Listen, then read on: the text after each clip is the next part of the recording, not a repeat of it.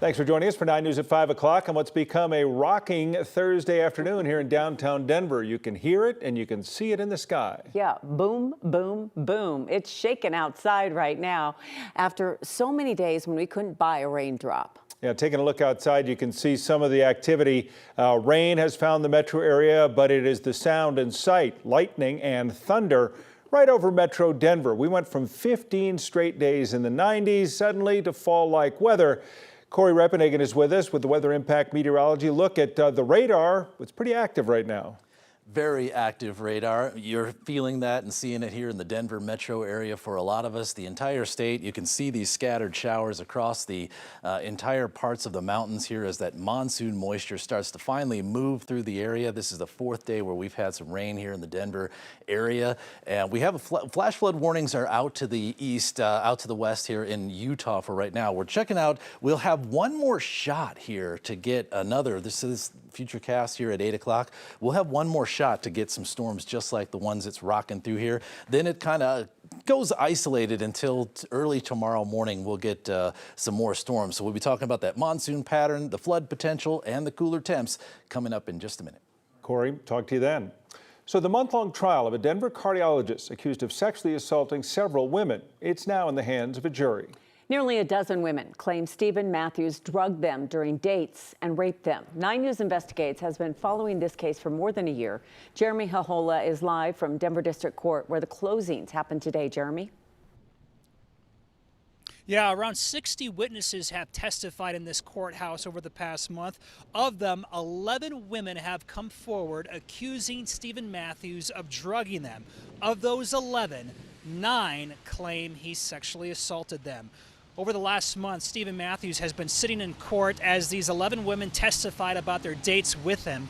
During closing arguments today, prosecutors labeled him as methodical and as a gaslighter. They say he would meet women on dating apps, bring them back to his home, and drug their drinks. All of the women claim they lost their memory. Some say they had bruises and bite marks on their bodies.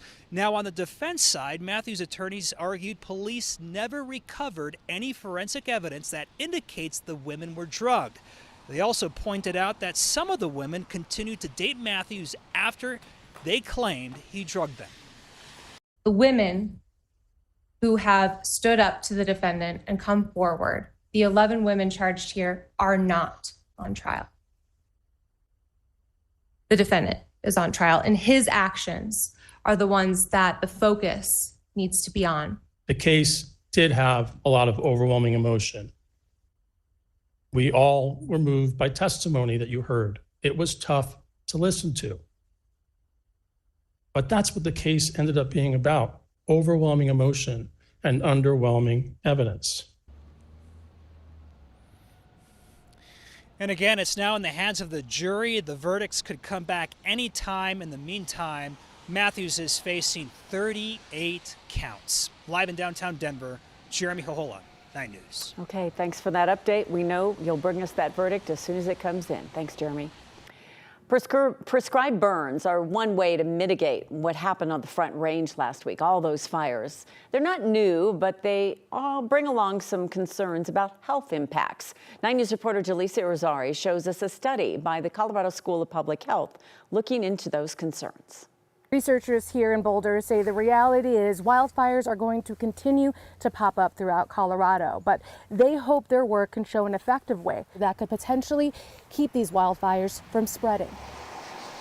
After a week of fires that ruined so much, rain But we love seeing this. We love seeing rain. is a welcome sight. Exactly. Dr. Katie Dickinson and her team are conducting a study looking into the impacts of fighting fire with fire, a prescribed burn. If we're going to be doing more prescribed burning, we need to have really good information about how that affects communities that are living near burning. That's where people like Sean Benjamin come into play. He's one of the research assistants. We call them pods. Setting up these monitors inside and outside of homes to test the air quality near prescribed burns. I think we're at 11 burns right now, and sometimes the response from cooking is higher than what we are seeing on the impact from prescribed fires. Benjamin's role goes hand in hand And when you're full, you can breathe normal. with Carla Nyquist, tracking the lung health on residents near burns. Just trying to make them feel like they can have safety and comfort in the places where they live is really important. Nyquist knows safety is key,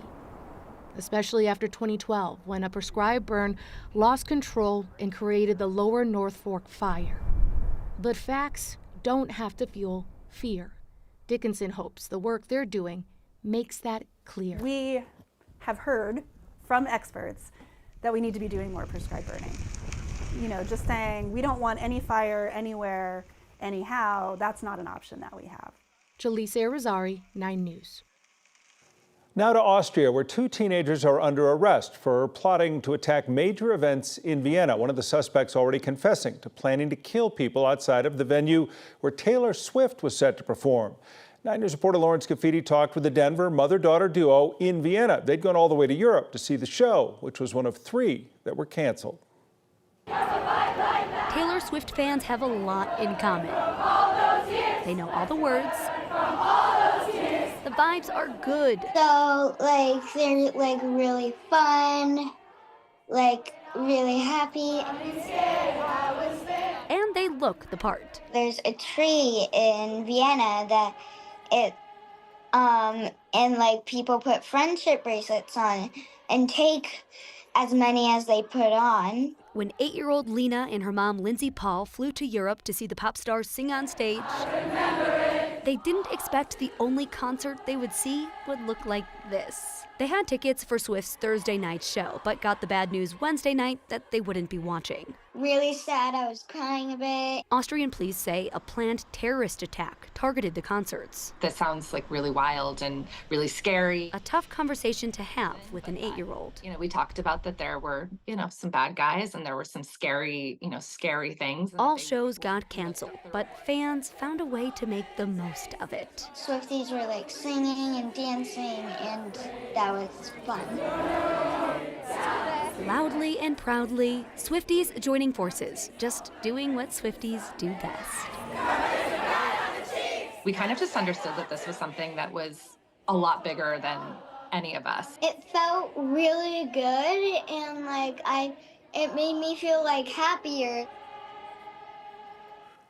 Taylor Swift's website posted yesterday all tickets from Vienna's concerts will be automatically refunded in the next 10 working days. So it seems like they really found the lesson here, right? It's when things kind of are out of your control, you just got to make the most of it. The sad news is they went all the way to Europe to see Taylor Swift. The good news is they're in Vienna. There's plenty to do, plenty to see. The next couple of days, they're going to go to the zoo, do some more sightseeing, and get some good pastries. That sounds like a good plan. And you know what? One day they'll look back on it, remember how important it was. And it was important to have your mom with you in a time like that. Certainly will remember it. All right, Lauren, thanks.